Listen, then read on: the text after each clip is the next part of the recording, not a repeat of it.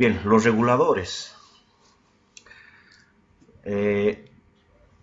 Parte de las centrales de generación fotovoltaicas son los generadores, digo los reguladores. Estos reguladores tienen la particularidad de estabilizar la tensión de entrada como también la de salida. Como les indica aquí, el regulador es un convertidor de potencia que gestiona la energía producida por los módulos fotovoltaicos. Se utilizan para lograr un correcto funcionamiento de la instalación. Es necesario instalar un sistema de regulación de carga en la unión entre los paneles solares y las baterías.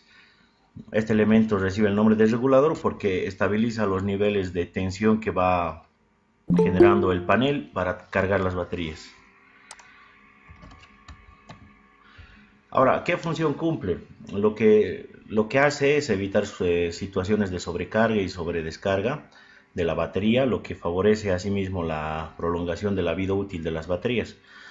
Básicamente, por medio del uso de reguladores se pueden bloquear la corriente inversa, asegurar el llenado óptimo de la batería y prevenir de sobrecargas a las baterías. Las funciones de estos reguladores, como su nombre indica, es tener un set point, que sería el valor de carga hacia la batería, y lo que haría es elevar la tensión cuando la energía que viene de los paneles es demasiado bajo, y bajar la tensión, regular la tensión si la generación está en su punto más alto. Esto con el fin de poder mantener a plena carga las baterías. Tiene una zona de trabajo. Las zonas de trabajo son en parte relacionado con la carga, que tiene la misión de garantizar una carga suficiente al acumulador, evitando así las situaciones de descarga. A esto me refería con el set point, o sea, se tiene un valor nominal que es el de 13 voltios para empezar a hacer la carga, y trata de mantener en ese voltaje en ese rango el voltaje desde el panel solar hasta las baterías para que puedan estar completamente cargadas. En la parte de descarga se ocupa de asegurar el suministro eléctrico diario suficiente y evita a que la batería se descargue excesivamente. La ventaja de este regulador es que tienen memorias inteligentes que les permiten interactuar con este tema de la entrada de voltaje con la salida de voltaje. ¿Qué pasa si no ponemos regulador? Se producen sobrecargas similar al fenómeno que pasa cuando está mal el regulador de tu auto. Cuando aceleres, los focos empiezan a encender más. Pasa lo mismo con las motos. Cuando el regulador está mal, el alternador está generando más de su tensión, los focos alumbran más, alumbran menos, dependiendo de las revoluciones que se le da al generador. Entonces, ese tipo de anomalías en cuanto a sobrecarga se podrían producir si es que no tienes el tema del regulador. Existen atenuaciones, disminución de tensión por el aumento de temperatura. No se puede asegurar la carga correcta de la batería, ¿sí? La tensión en vacío del módulo deberá ser mayor siempre a la tensión nominal de la batería. Entonces, si no tienes regulador el sistema de generación, corres el riesgo de que en la hora pico, cuando el sol esté en su máxima intensidad, el panel solar produzca la tensión pico y pueda dañar a tu batería con el voltaje excesivo que vaya a ingresar.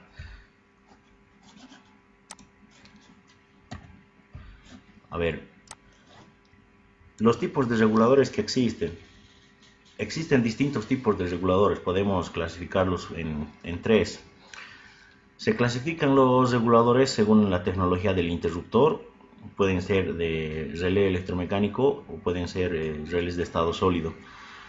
Según la gestión de la energía, según el PMW, el pulso de ancho o la modulación de ancho de pulso, o según el seguimiento del punto máximo de potencia, el MPPT. Según la posición del interruptor, si va a ser en serie, si va a ser en paralelo. El otro dispositivo elemental para los sistemas de generación fotovoltaica son los inversores.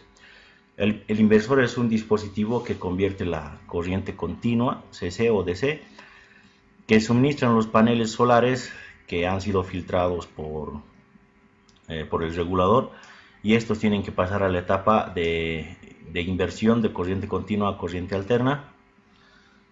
Como ustedes pueden observar en este gráfico, el inversor es un dispositivo electrónico que transforma la corriente que estén ingresando con polaridad definida a una sinusoidal con una frecuencia de acuerdo a los equipos que se van a conectar. El inversor entonces es un equipo electrónico que mediante sus componentes tiene la capacidad de ondular una corriente y tensión sin frecuencia a una onda senoidal establecida entre 50 Hz y 220. Para que la onda sea la más sinusoidal posible, se utilizan por ejemplo la técnica de modulación de anchos de pulso. Esta técnica permite regular la frecuencia y el valor RMS de la forma de onda sinusoidal de la salida. Este es el más común, el más usado, el tipo de inversor, el que utiliza el modulador de ancho de pulso. Como ustedes saben, para que se pueda producir frecuencia necesitamos que el campo magnético en un transformador haga la presencia y ausencia del campo magnético. La presencia del campo magnético va a significar que se está elevando a su máximo pico positivo y la ausencia a su máximo pico negativo. Entonces, ¿qué es lo que se hace con los anchos de pulso? Lo que se hace es modular, como ustedes pueden observar, dientes de sierra, ondas cuadráticas, perdón, y estos a su vez transforman una señal analógica en dientes de sierra que logran generar la simulación de una onda senoidal. ¿Para qué necesitamos que se genere las ondas senoidales? Los dispositivos que funcionan con 220 voltios corriente alterna tienen establecidos una determinada frecuencia. Hay frecuencias de trabajo 50 y frecuencias de trabajo 60. Esas frecuencias de trabajo a simple vista parecerían no tan letales, pero si ustedes hacen una relación entre las cargas capacitivas, las cargas inductivas a las cuales se tienen que someter los dispositivos electrónicos, involucra mucho la frecuencia, ¿sí? La impedancia de una carga capacitiva, la impedancia de una carga inductiva está en función a la frecuencia.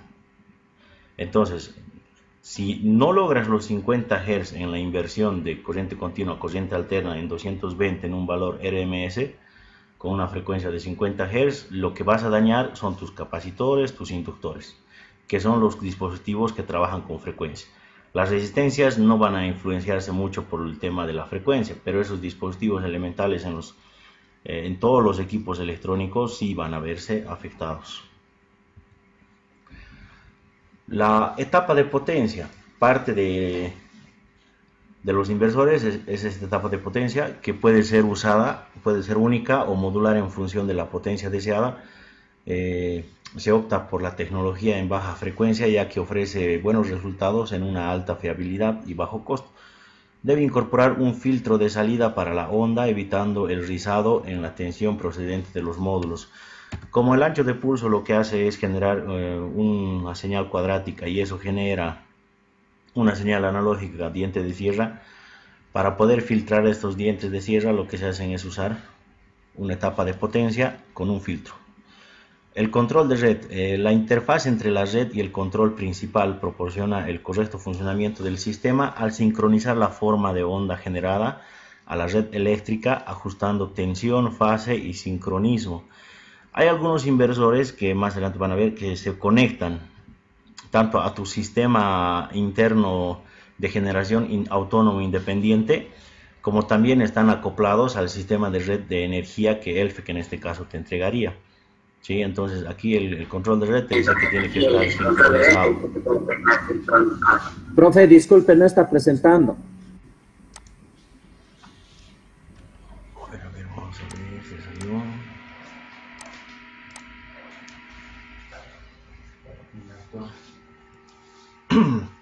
Ahora, ¿se ve? Ahora sí, profe. Ok, gracias. Después, el seguidor del punto de máxima potencia es uno de los factores más importantes en un inversor. Su función es acoplar la entrada del inversor a los valores de la potencia variable que produce el generador, los generadores fotovoltaicos, obteniendo en todo momento la mayor cantidad de energía disponible. Entonces, este MPPT, que es el seguidor del punto máximo de potencia, lo conoce más como el set point, el valor al cual se regula para tener un mayor aprovechamiento y una mayor estabilidad en cuanto al aprovechamiento de la generación de energía. Las protecciones. Los inversores deben estar protegidos ante tensión y frecuencia de red, fuera de márgenes de temperatura de trabajo elevada, tensiones bajas del generador, intensidad del generador fotovoltaico insuficiente, fallo de la red eléctrica y transformador de aislamiento, además de las protecciones pertinentes contra daños a personas y compatibilidad electromagnética. Estas protecciones ya las tiene internamente cada uno en su configuración de su hardware, para que ya proteja contra las bajas de tensión, contra las generaciones excesivas de tensión. Eso ya se maneja a nivel interno. Cada uno de los inversores ya llevan esos dispositivos, de los que sí tendrían que asegurarse que no exista una sobretensión por parte de la red externa si es que van a conectar su inversor a una red externa. Después, la monitorización de datos. Los inversores disponen de microprocesadores que les faciliten una gran cantidad de datos, tanto de los parámetros habituales, la tensión, corriente, frecuencia, como parámetros externos, la radiación, la temperatura, la humedad, que son agentes ambientales. Ahora, los tipos de inversores que les comentaba. Existen inversores que son conectados a la red. Hay algunos que prefieren hacer un bypass entre la energía de 220 y la energía generada por fuentes fotovoltaicas, y que los acoplan, y que estos inversores tienen la función de utilizar un panel solar, convertir la energía de corriente continua a corriente alterna y acoplar al sistema de red eléctrica de funcionamiento. Entonces, este tipo de inversores se llaman así, inversores conectados a la red. Tienen la función de poder reforzar el consumo de energía en caso de que se eleven los consumos de grandes consumidores en tu domicilio. También tenemos los inversores independientes. Estos inversores independientes son los inversores que netamente se utilizan para el consumo interno de la casa. Y por último tenemos el inversor conectado a la red con almacenamiento en baterías, o el famoso inversor híbrido, ¿sí? En este caso, este inversor lo que hace es acoplar las características del inversor conectado a la red y el inversor conectado al domicilio. Como pueden observar, aquí hay un dispositivo el que hace el intercambio entre el aporte de la red y el aporte del inversor hacia el domicilio. Esto generalmente se utiliza, este dispositivo lo que hace es configurarse para un consumo de corriente establecido. Cuando el consumo de corriente establecido es sobrepasado y no abastece el panel solar, entonces el inversor te permite meter la energía desde la red para poder abastecer esa demanda de corriente.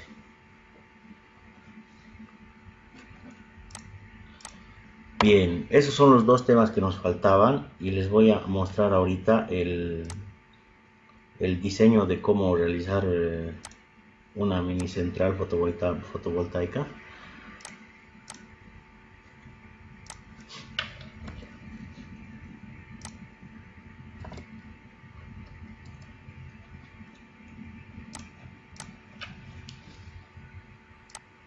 Profe, buenas noches. No han dado material.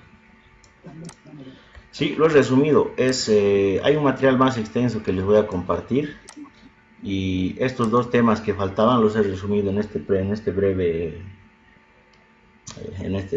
presentación. De todas formas, les voy a compartir el material que tenía que compartirles, más esta presentación.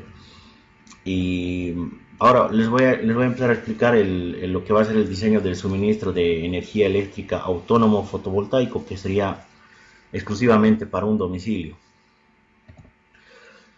Los componentes que se tiene que tener en cuenta a la hora de poder hacer el dimensionamiento para una central generadora autónoma tiene que ver primero con el panel fotovoltaico, el regulador, la batería y el inversor. Para poder dimensionar cada uno de estos componentes nos vamos a sujetar a lo que manda la reglamentación de norma de energía eléctrica, que cualquier consumo en demanda tiene que estar en base a la necesidad del cliente. Entonces, como primer punto para poder configurar y poder calcular todo este tema, todos estos dispositivos que son parte de un sistema autónomo de energía, lo primero que tenemos que hacer es el cálculo de la energía necesaria para los consumidores. Y como ustedes saben, las potencias ya están establecidas en cuanto a los consumos de cada uno de los dispositivos que se van manejando en los domicilios. Por lo tanto, para poder hacer, bueno, en su proyecto que van a presentar ustedes, para poder hacer el cálculo de la energía necesaria para los consumidores, vamos a usar una tabla.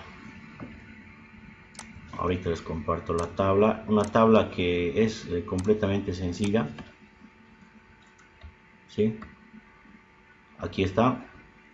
Por defecto ya tenemos aquí establecidos los valores de las potencias de consumo de cada producto que se usan en los domicilios.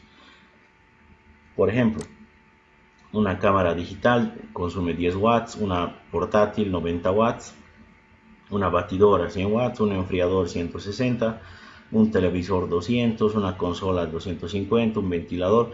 Entonces, cada dispositivo que se vaya a utilizar en el proyecto que ustedes quieran dimensionar tiene una potencia nominal determinada.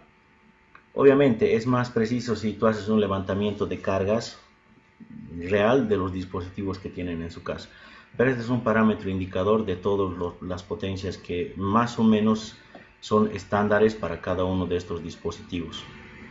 En el caso, para el ejemplo que estoy usando hoy día, lo que tienen que hacer ustedes es hacer un levantamiento de los consumidores de corriente continua. Por ejemplo, yo voy a usar unos LEDs de 4 pulgadas, de 4 pulgadas de diámetro.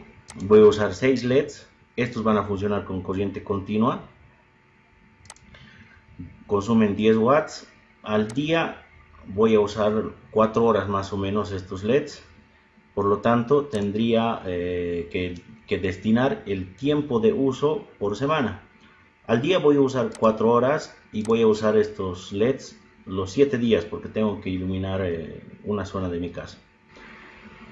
Ustedes, cuando coloquen estos datos, automáticamente ya se va a generar la cantidad de kilowatts hora por semana, que sería la potencia por semana.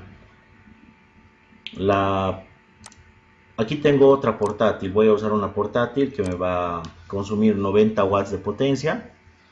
La voy a usar 4 horas al día, y voy a usarlo de lunes a viernes, 5 días a la semana.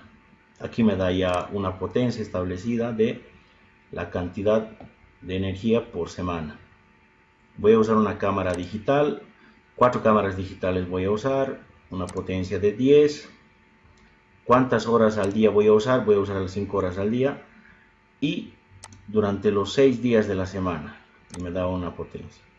Entonces aquí voy registrando, ustedes van a ir registrando aquí para el proyecto que van a hacer. Primero los consumidores que ustedes van a conectar en corriente continua. ¿Sí?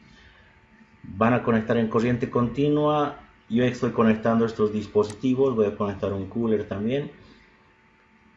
Y después lo que voy a hacer es conectar aquí voy a relacionar los consumidores en corriente alterna de 230 o 220 voltios en corriente alterna. Voy a usar cargador de celular. Tengo 2 celulares. La potencia de cada cargador es de 10 watts. Aproximadamente durante 3 horas carga cada día los celulares y los voy a usar durante los 7 días de la semana y voy a tener un consumo de energía de 420. Voy a usar bombillas LED que van a estar conectadas al sistema de 220. Voy a usar 10 indicadores. Cada uno tiene una potencia de 10. Voy a usarlo 3 horas al día, en las noches nomás, y durante los 7 días. Voy a usar un televisor que tiene una potencia de 200 watts. Lo uso normalmente 5 horas durante los 7 días. Y automáticamente, colocando el requerimiento que yo voy a instalar, lo que ya tiene la casa y deseo generar esa potencia de energía fotovoltaica, me indica aquí el consumo total. El consumo total de kilowatts semana y el consumo de kilowatts por día. ¿Sí? Voy a tener bien presente este dato que se va generando de la suma de todos los componentes y dispositivos que he ido agregando. Al día más o menos estoy consumiendo 2039 watts hora.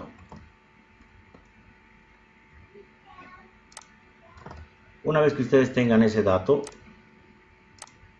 del consumo de acuerdo a las cargas que tengan,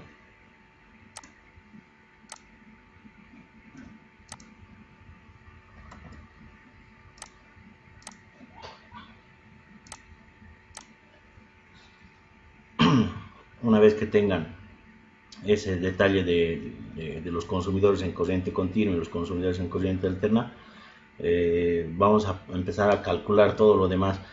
Quiero recalcarles que si ustedes necesitan conectar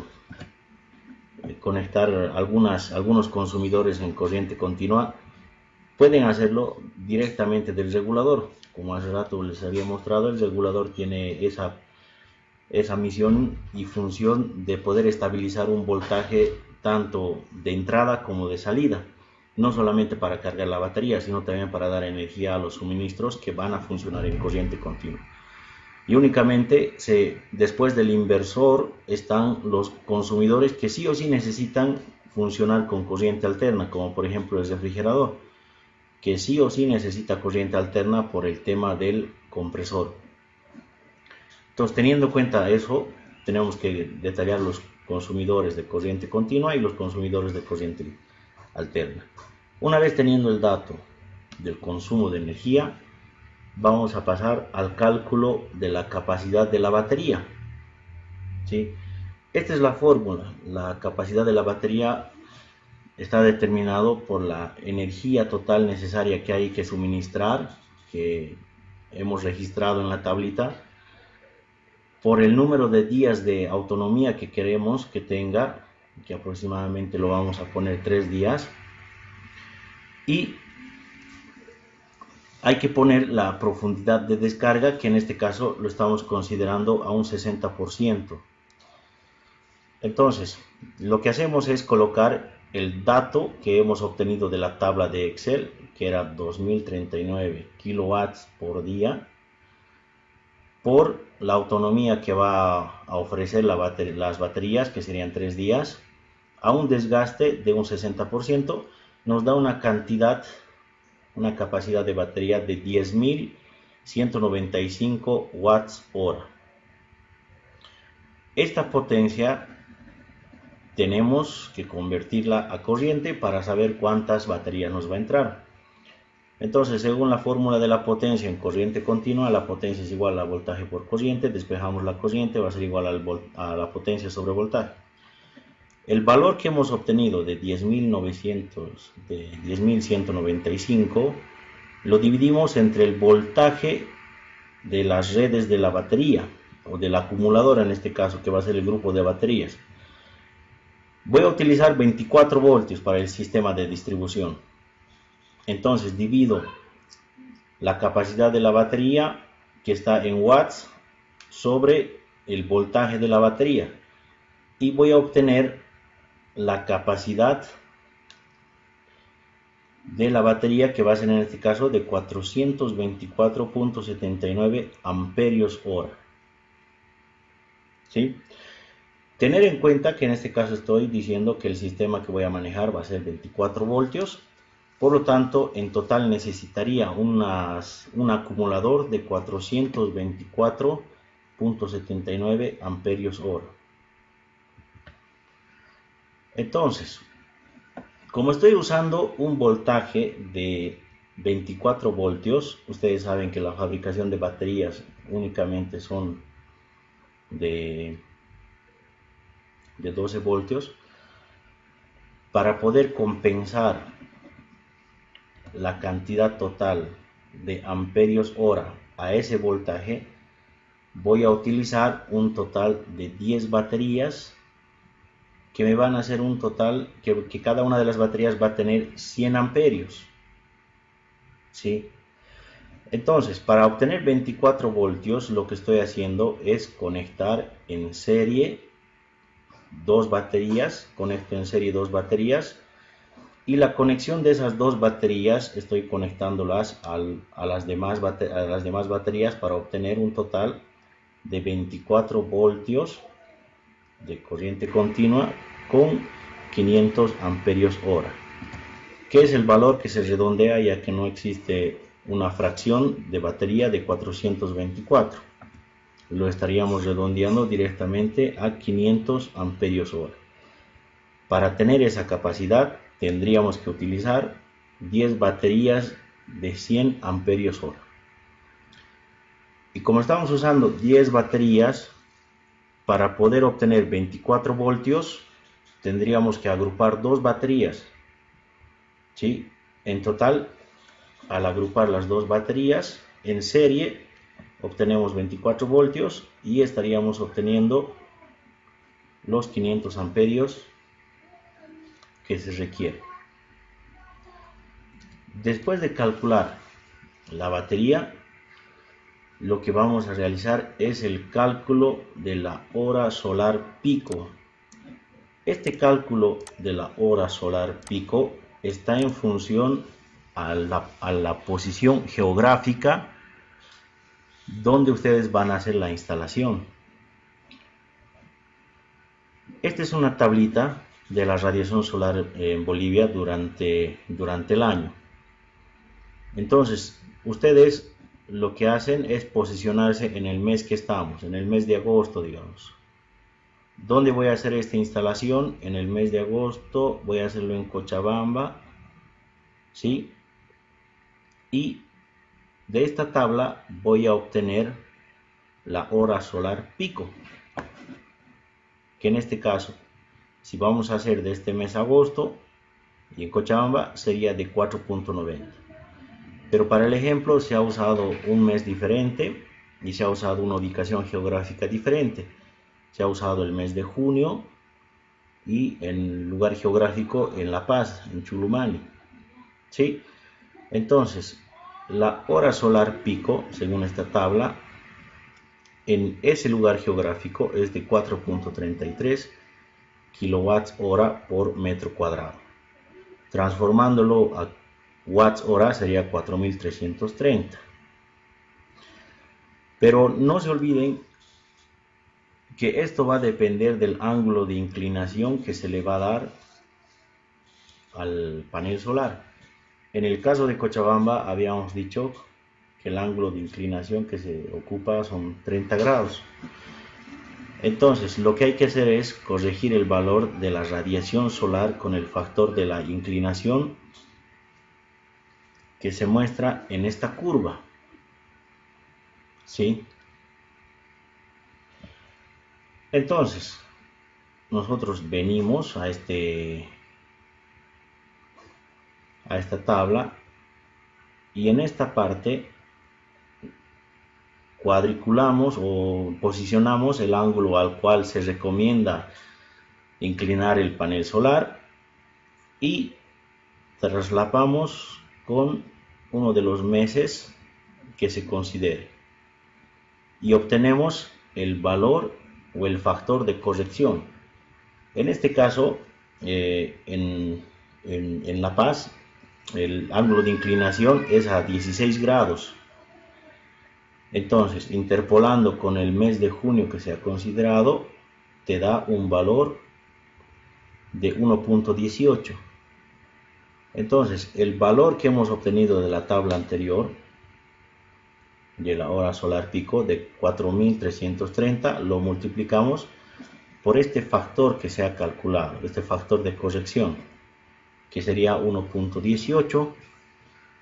Multiplicando esa operación te sale 5109.4 watts hora por metro cuadrado. Entonces, para calcular la hora solar pico, tenemos que considerar la radiación solar según tablas, lo corregido, que sería este valor que hemos obtenido, sobre una potencia estándar que está establecido en 1000 watts por metro cuadrado. En condiciones normales, que son de 25 grados, que son normalmente las temperaturas que se manejan en promedio, y a una masa de aire del 1.5. Entonces, consideramos este valor de la radiación solar corregida, 5109.4, y lo dividimos entre la potencia estándar, que es una constante. Entonces, tenemos una hora solar pico de 5.10 horas. Entonces, ese es el tiempo en el cual se considera que va a ser la máxima obtención de energía solar. Una vez calculado el HSP, venimos a hacer el cálculo de la energía que deben suministrar los paneles teniendo en cuenta el regulador de carga. Entonces, la energía necesaria para suministrar para los reguladores va a ser igual, la energía para los paneles solares va a ser igual a la energía necesaria que se suministra cada uno tomando en cuenta las pérdidas, esta energía que hemos calculado en la tabla Excel, sobre el rendimiento del regulador. Entonces, va a tener un valor de la energía que hemos calculado en Excel de 2039 watts hora sobre una constante del rendimiento de los reguladores que está en un estándar del 0,90, del 90%. Una vez obtenido esto, tenemos la energía que necesita el panel solar, que va a ser de 2265.55 watts hora. Una vez obtenida esta energía que necesita el panel solar, tenemos que irnos a calcular el número de paneles que vamos a necesitar. Para calcular el número de paneles, lo que tenemos que hacer es considerar la energía de los paneles que se tiene que suministrar a los paneles por una constante de 0.9, que sería el 90% de eficiencia, la potencia nominal del panel. La potencia nominal que vamos a escoger en este caso es un panel de 50 watts y la hora solar pico que hemos calculado. Reemplazando los valores, el valor anterior que hemos obtenido es 2265 sobre una constante 0.9 por el valor de la potencia del panel y por la hora solar pico que se ha calculado de 5.10.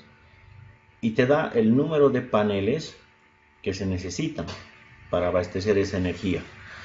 El total sale 9.87 y se redondea al inmediato superior par, que va a ser de 10 paneles. La disposición de los paneles solares tiene una similitud con los de las baterías, ya que cada uno de los paneles de esa potencia lo que produce son 12 voltios con una corriente de 3.11.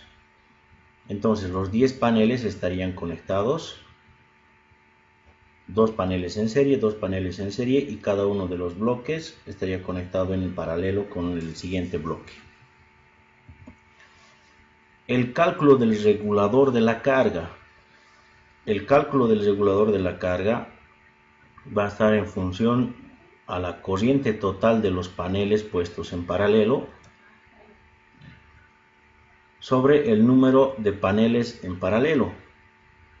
Entonces la corriente del regulador va a ser igual a 3.11, que es una característica del panel, por 5 paneles que están en paralelo, 5 grupos de paneles, te va a dar un total de una corriente del regulador de 15.55. Y esto se redondea al inmediato superior, que en este caso vamos a utilizar un regulador que tenga una corriente nominal de 20 amperios para la tensión de 24 voltios. Esta tensión tiene que ser la misma de los paneles, del regulador y de las baterías. Ahora, para el cálculo del inversor se tiene que tener en cuenta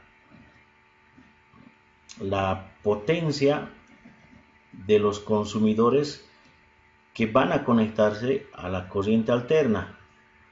Recuerden que hemos decidido conectar algunos dispositivos a corriente continua, pero los dispositivos que se van a conectar a corriente alterna son los únicos que van a hacer uso del inversor. Por lo tanto, aquí hemos decidido poner un cargador móvil, una bombilla, un televisor para poder conectarse al inversor. Entonces, solamente consideramos para el cálculo del inversor estos consumos que se dan de estos dispositivos, que dan un total de 1360 watts hora por día. Entonces, si el consumo es ese, el consumo de la potencia instalada es ese, necesitamos optar por un inversor de más capacidad para que pueda abastecer a ese consumo diario. Por tanto, agarramos y decimos que la potencia del inversor va a ser de un total de 1500 watts. En conclusión de lo que tienen que realizar, se tiene que calcular un panel solar, hay que calcular el panel solar, el regulador, las baterías o los acumuladores y el inversor. En el caso del ejemplo, nosotros hemos calculado todos esos dispositivos en base a la función de la potencia de consumo, que es de 2039 watts. Para abastecer ese consumo tenemos que conectar 10 paneles de 12 voltios. Cada uno de los paneles tiene una potencia de 50 watts. Para poder almacenar la energía necesitamos 10 baterías, cada batería de 100 amperios hora,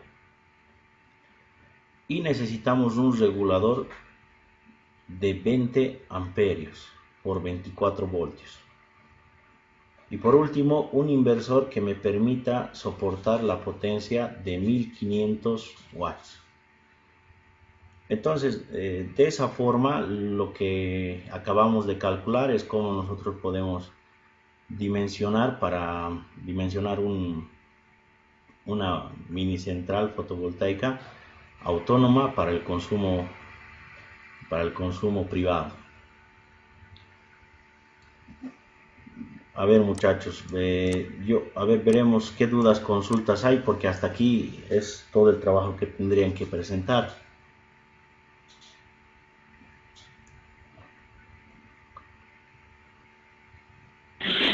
Profe, este cálculo que se usa es también para los calefones solares. No, los calefones solares llevan otro sistema. Otro cálculo que es más térmico.